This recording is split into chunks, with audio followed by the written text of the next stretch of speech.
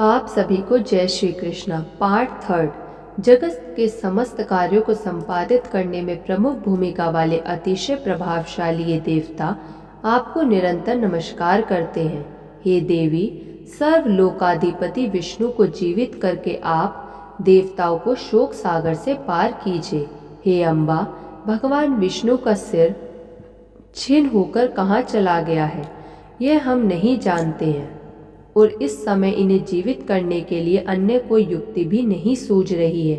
हे देवी, मृत प्राणी को जीवित करने में जिस प्रकार अमृत समर्थ है, उसी प्रकार समग्र संसार की आप जीवनदात्री हैं।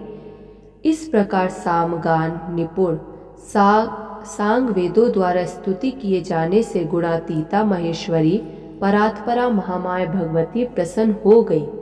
उसी समय देवताओं को सुख प्रदान करने वाले शब्दों से युक्त और भक्त जनों को आनंदित करने वाली आकाश स्थित अशरीरिणी शुभ वाणी ने उनसे कहा, हे देवताओं, आप लोग किसी प्रकार की चिंता ना करें और स्वस्थ चित्त रहे। हे अमरगण, इन वेदों के भावपूर्ण स्तवन से मैं परम प्रसन्न हो गई हूँ, इसमें लेश मात्र भी संदेह नहीं है। मनुष्य लोक में जो प्राणी इस स्तुति से मेरी आराधना करेगा अथवा भक्ति पूर्वक इसका पाठ करेगा, उसकी समस्त कामनाएं पूर्ण हो जाएगी। जो मनुष्य त्रिकाल मेरी स्तुति को नित्य भक्ति पूर्वक सुनेगा, वह सभी दुखों से विमुक्त होकर परम सुखी हो जाएगा। वेदों द्वारा उच्चारित किए जाने के कारण यह स्तुति वेदों के समान ही है। हे देव, अब आप विष्णु के शिरोच्छेद का कारण सुनिए, क्योंकि इस लोक में बिना कारण कोई कार्य कैसे हो सकता है। एक बार अपने समीप बैठी हुई अपनी प्रियतमा सागर पुत्री लक्ष्मी का चित्ताकर्षक मुख देखकर भगवान विष्णु हंस पड़े। उन्होंने सोचा कि भगवान विष्णु मुझे देखकर क्यों हंस पड़े। मेरे मुख में विष्णु द्वारा दोष देखे जाने का आखिर क्या कारण हो सकता है, और फिर बिना किसी कारण से उनका हंसना संभव नहीं हो सकता। मुझे तो ऐसा प्रतीत होता है कि उन्होंने किसी अन्य सुंदर स्त्री को मेरी सोत बना लिया है।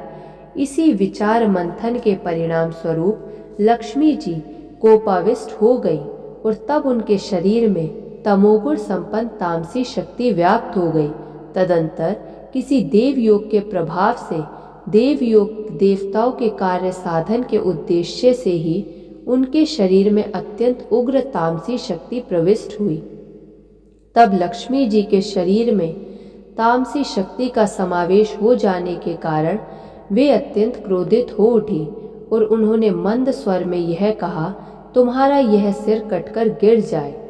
स्त्री स्वभाव के कारण भाविवश तथा संयोग से बिना सोचे समझे ही लक्ष्मी जी ने अपने ही सुख को विनष्ट करने वाला शाप दे दिया।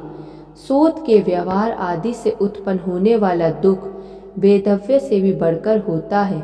मन में ऐसा सोचकर तथा शरीर पर तामसी शक्ति का प्रभाव रहने के कारण उन्होंने ऐसा कह दिया था। मिथ्या आचरण, साहस, माया, मूर्खता, अतिलोभ, अपवित्रता तथा दयाहीनता ये स्त्रियों के स्वाभाविक दोष है। अब मैं उन वासुदेव को पूर्व की भांति सिर युक्त कर देती हूँ। इनका सिर पूर्व शाप के कारण लवण सागर में डूब गया है। हे श्रेष्ठ देवताओं, इस घटना के होने में एक अन्य कारण भी है। आप लोगों का महान कार्य अवश्य सिद्ध होगा, इसमें कोई संदेह नहीं है। प्राचीन काल में महाबाहु एवं अति प्रसिद्ध हयग्रीव नाम वाला एक दानव था, जो सरस्वती नदी के तट पर बहुत कठोर तपस्या करने लगा।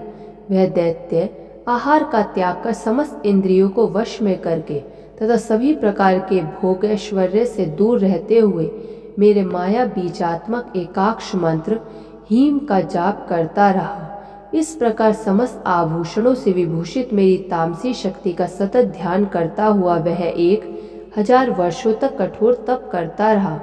उस समय उस दैत्य ने जिस रूप में मेरा ध्यान किया था, उसी तामस रूप में उसे दर्शन देने हेतु उसके समक्ष मैं प्रकट हुई। उस समय सिंह पर आरूढ़ हुई मैंने दयापूर्वक उससे कहा, हे महाभाग, तुम वरदान मांगो।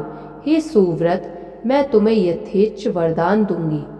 वह दानव देवी का यह वचन सुनकर प्रेम विहल हो उठा और उसने तत्काल प्रणाम और प्रदक्षिणा की।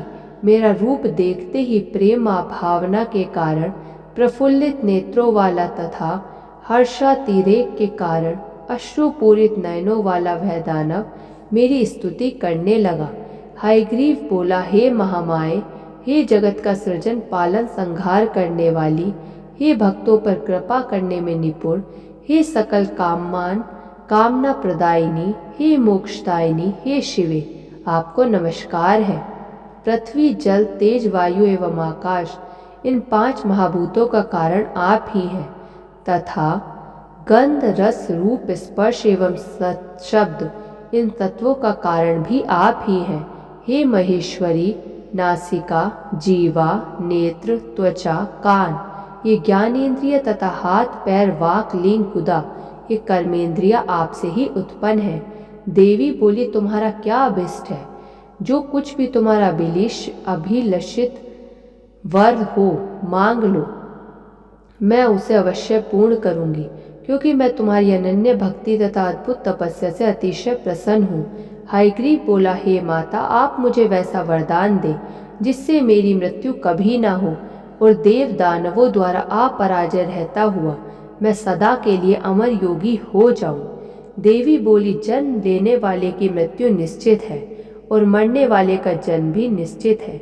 लोक में स्थापित इस प्रकार की मर्यादा का उल्लंघन कैसे संभव है? अतः हे दानव श्रेष्ठ, मृत्यु को अवश्यम भावी जानकर अपने मन में सम्यक विचार करके तुम अन्य यथेच्छ वर मांग लो।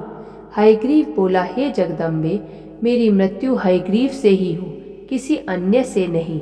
मेरी इसी मनोवांछित कामना को आप पूर्ण करें।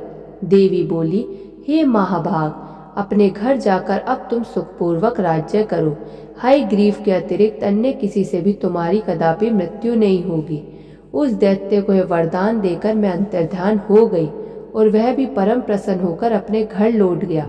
वह दुष्टात्मा इस समय मुनिजनों तथा वेदों को हर प्रकार से पीड़ित कर रहा है और तीनों लोकों में कोई भी ऐसा नहीं है जो इसका संहार कर सके। अतः त्वष्टा इस अश्व का मनोहर सिर अलग करके उसे इन सिर विहीन विष्णु के धड़ पर संयोजित कर देंगे।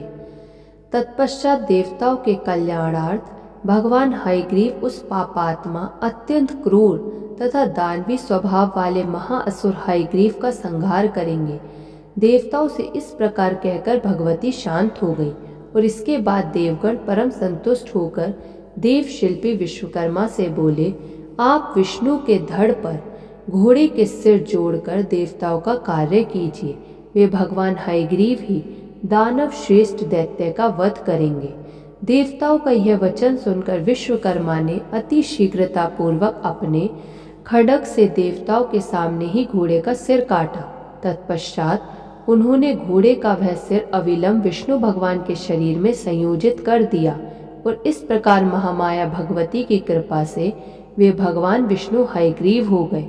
कुछ समय बाद उन भगवान हयग्रीव ने अहंकार के मद में चूर उस देव शत्रु दानव का युद्ध भूमि में अपने तेज से वध कर दिया। बोलिए भगवान हयग्रीव की जय हो। ऐसे और प्रसंग सुनने के लिए आप इस चैनल को सब्सक्राइब कर लीजिए और इस वीडियो को लाइक कर दीजिए। धन्यवाद।